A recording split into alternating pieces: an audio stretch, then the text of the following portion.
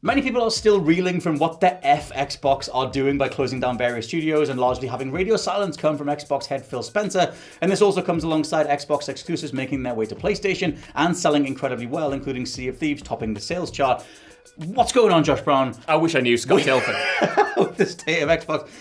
We have Windows Central's Jez Corden writing up a fantastic report on the state of Microsoft and Xbox, giving some great insight into what's happening in real time, the conversations that are happening internally between Microsoft and Xbox. Corden notes that Microsoft CEO Satya Nadella previously said that he has no love for the world of console exclusive games, and Nadella is now celebrating with investors his strategy to move Xbox's exclusive games to PlayStation, a strategy that has been met with widespread alarm from Xbox users and confusion from pundits. The plan apparently is to move Xbox games to other platforms. Internally that's called Latitude, and there's debate and unease at Microsoft as to whether that's a good idea. More upcoming Microsoft-owned games slated for PlayStation are already being developed, and at least for now they're potentially obvious games you'd most likely expect. There's a little bit more here, but that whole idea of Sea of Thieves coming across and blowing up the sales charts. It was number one on the sales charts for like a couple of days when it first went across. Hi-Fi Rush and Grounded, and I think there's another game in there, Pentiment, is on PlayStation as well, and both doing really well. Surely that only proves that you don't need an Xbox at all. You might as well just hang back. You're probably going to get Hellblade and Starfield based on what Corden's saying here as well. Yeah, man. The truth of the matter is, look, we're doing this news video right now, but a bit of insider baseball for you guys. I didn't really want to talk about Xbox today. I came in and I thought I just don't have it in me. But then I saw this great report from Jez Corden and I thought, well, I'm going to have to talk about the multi-platform stuff because to me it is mad. Like Jez Corden says in the article, this might be a short-term win for the Microsoft execs who are trying to maximize those margins and reclaim some money back from all of the expenditure over the past few years. But in the long term, it's going to do exactly what you said there and kind of teach people to not even want to invest in Microsoft as a brand and specifically as a console maker. And I think at a time when Xbox sales are 30% down, on console, why would you just kind of go, okay, we've lost, get these games multi-platform to get those sales up? It will work, don't get me wrong. Like, we've already seen Hi-Fi Rush and Sea of Thieves do well on the PlayStation Store, and we've seen this kind of multi-platform approach be championed very recently by other studios, like Square Enix recently announcing that they're not going to aggressively pursue PlayStation 5 exclusives anymore. They want a multi-platform future, and even Sony with PC. Like, they just had their big earnings report where they pointed towards Helldivers 2's PC sales as being a huge area of growth for them and doing exceptionally well. So we know multi-platform games sell better than, console exclusives. That's always been the case. And this will, in the short term, work for Xbox. It will make them more money, but at the expense, I think, of the brand overall, and specifically as with the Xbox as a console and piece of machinery that you actually want in your house, because if all these games are going to PlayStation or Switch or whatever it is, or PC, even 6 months after they launch, I imagine a lot of people will say, well, I'll take that 6-month hit rather than pay £450 for their machine just so I can play it day one on Game Pass. Well, also, it goes alongside everything else that we are already accustomed to in the industry, which is don't buy day one. You'll always get a better version of a game, even if you give it a week or so. Starfield is better now after the most recent update than it was at launch, and we even like that version, unlike most people. But still, if you just hang back, you'll get a better version of any given game, and the fact that it is the idea that something like a console exclusive that maybe you were sitting back being annoyed that you weren't able to play it, they even just teasing the idea that if you wait long enough it'll be okay, to me that's almost like brand suicide. Like, that's an insane way to move forward. There were various conversations doing the rounds for the last few years of Xbox becoming the next Sega and maybe just giving in to being a third-party publisher or being a publisher overall, because that would make them the most money. If they're not bothered about being in the console business, which Phil Spencer himself has said a whole bunch of times that they were always competing with Amazon and Google and trying to have these big cloud platforms, not too necessarily bothered about physical systems, that was a hell of a bet to make, and their streaming stuff is top notch. Like, you can get a backbone or a remote controller for your phone, just stream games. It works very well, and then that was one of the big bets. The other one was Game Pass.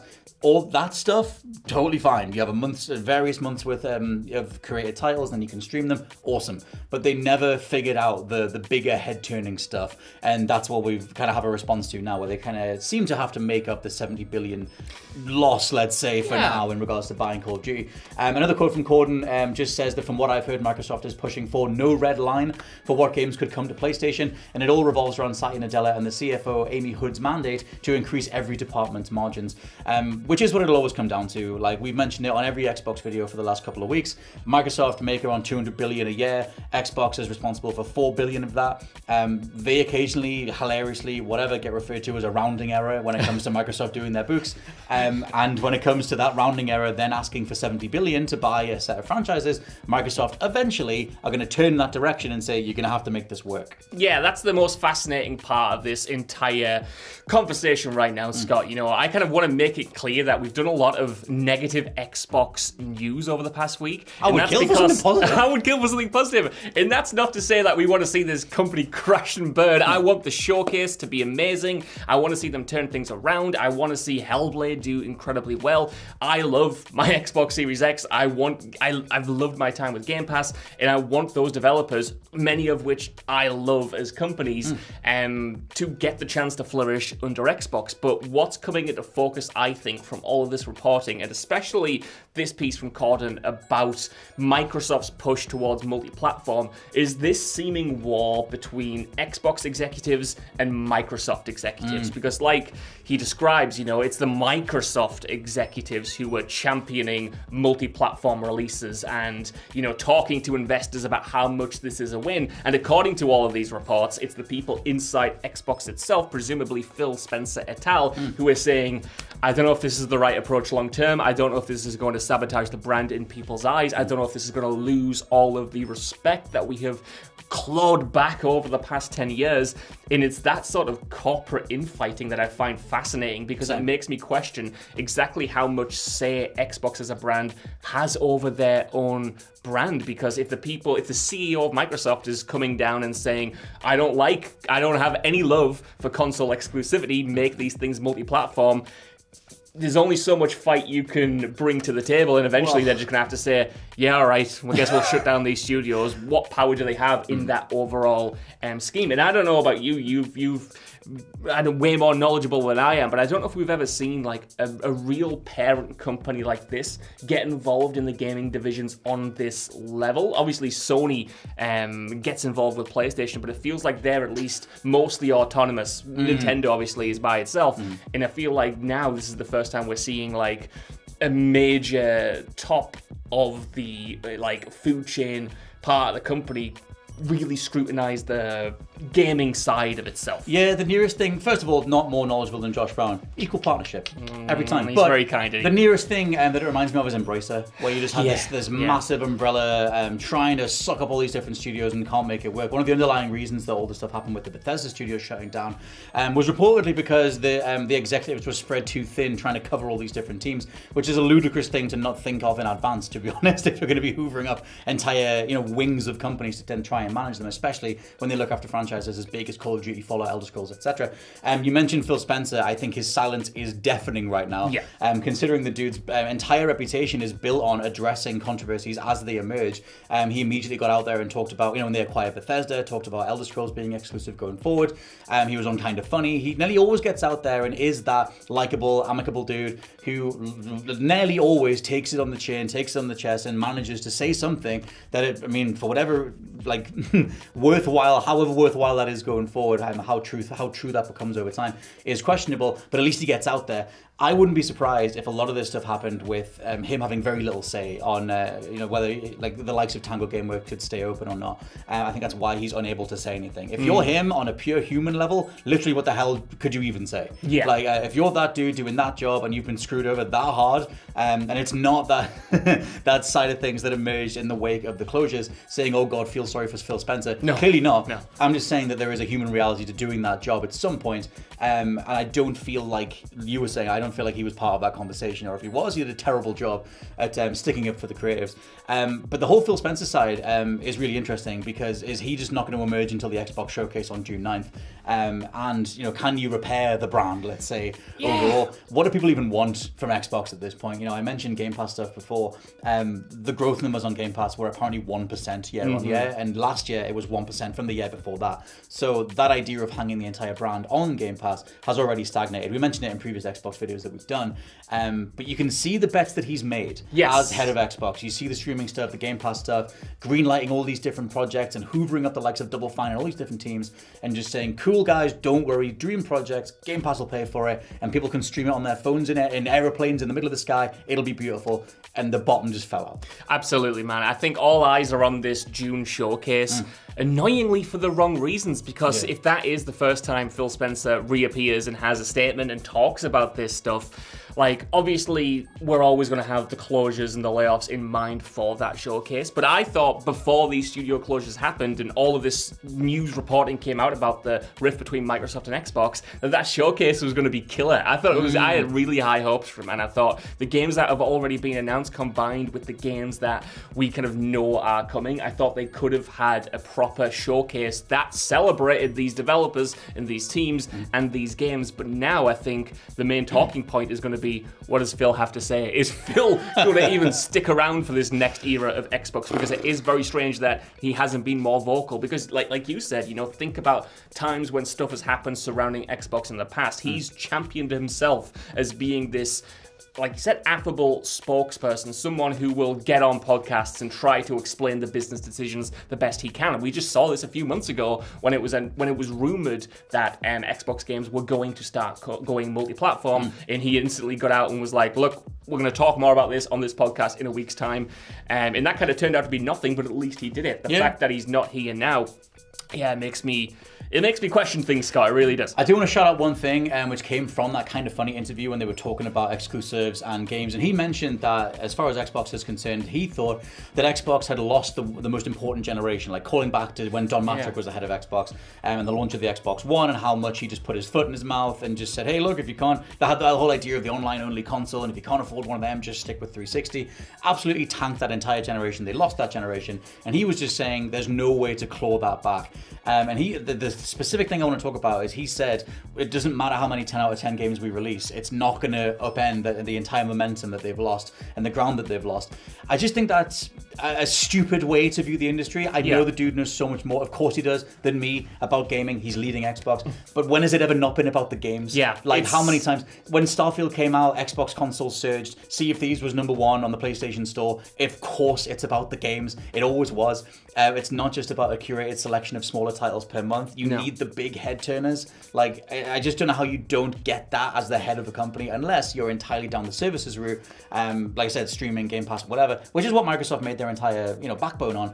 But at the same time, where's the games, Phil? I think it's very, I agree with you, man. I think we said this at the time, but it is very defeatist. Like, I always look at the last generation, the PS4 and Xbox One generation, and to be honest, I always thought that PlayStation were incredibly beatable in the early years. Like, they only got that initial momentum, I think, because Xbox shot themselves in the foot and had such terrible messaging around that console at launch. But for the first few years, the PlayStation 4 was good, but its first-party killer apps were Killzone Shadowfall, were Infamous Second Son, good games, but I don't think that Sony really came into its own until halfway through the generation when we started getting those new IPs like Ghost of Tsushima and Horizon Zero Dawn, and we got those great reboots like God of War, Bloodborne, like Spider-Man, all of these great games that sort of came later on in the generation.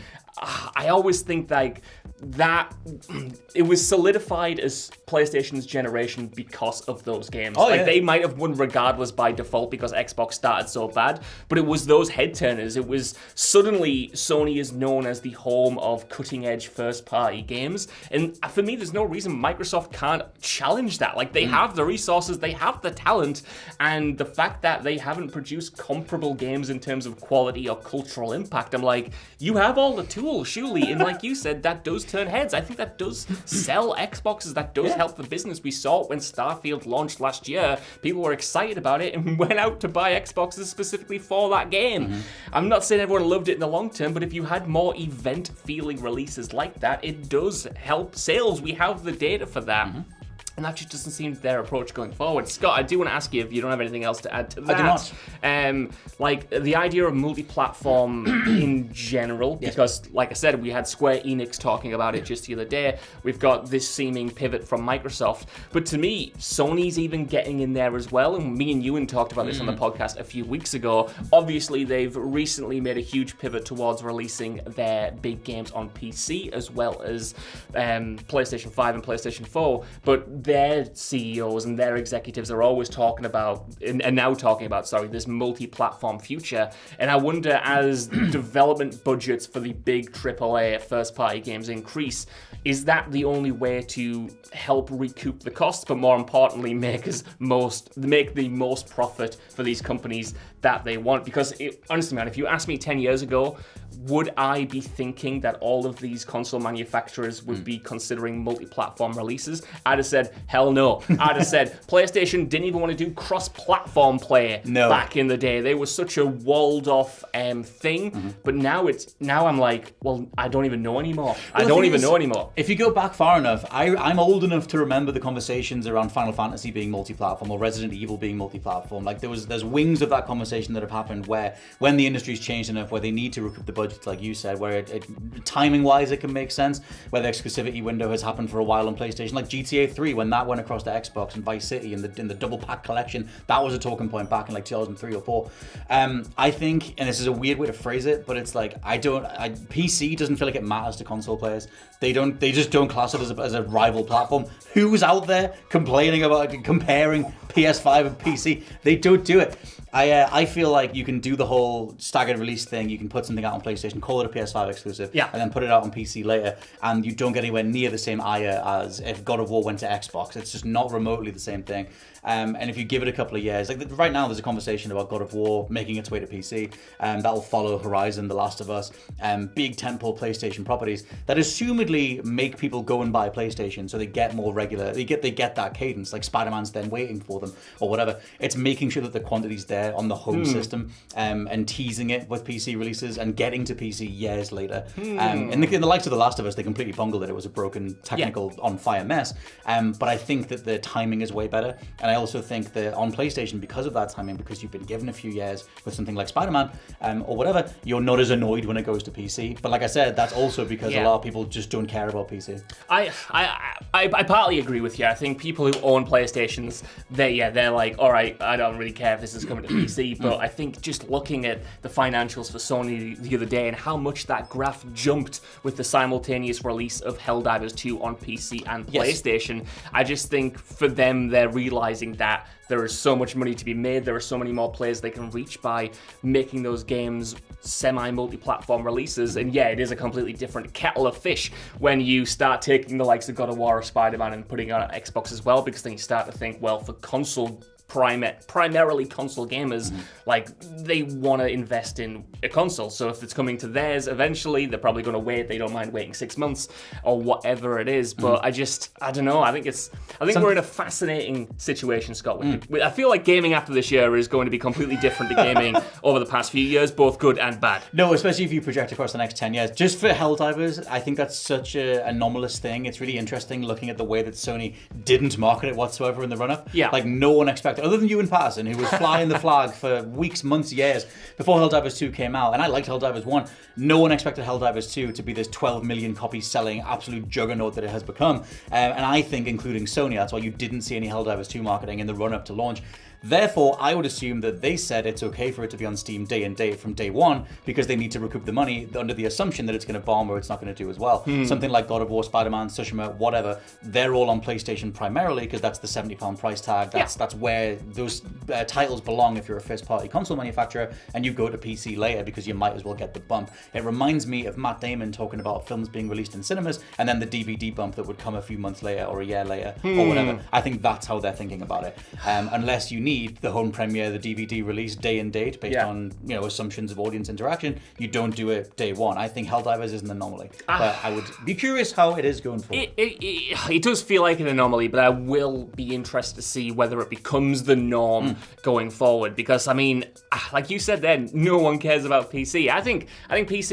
I'm not a PC player, and I never have been. But I think PC players deserve more respect when it comes to their releases, because it sucks that Sony could have these games day and date releasing on both consoles, as we've seen with Helldivers and the other games that have come to PC later on down the line. And I just think across the board, whether we're talking first party or third party, like those, PC is a huge audience, and we've seen it allow games like Helldivers 2 to reach an unprecedented level of success. So to me, the fact that we're in like an era, and I'm getting completely off topic now, but we'll get a brand new big Rockstar game, and we'll get the PC version 12 months later. It's like, what? like what? Yeah, but that to me, that speaks to the same idea of maximizing the margins on console, maximizing the unit price, maximizing £70, £80. That conversation that GTA 6 could be £100, $100, and people would pay it. Making sure that you get as much bang for your buck as immediately as you can, and then PC is a backup option later on.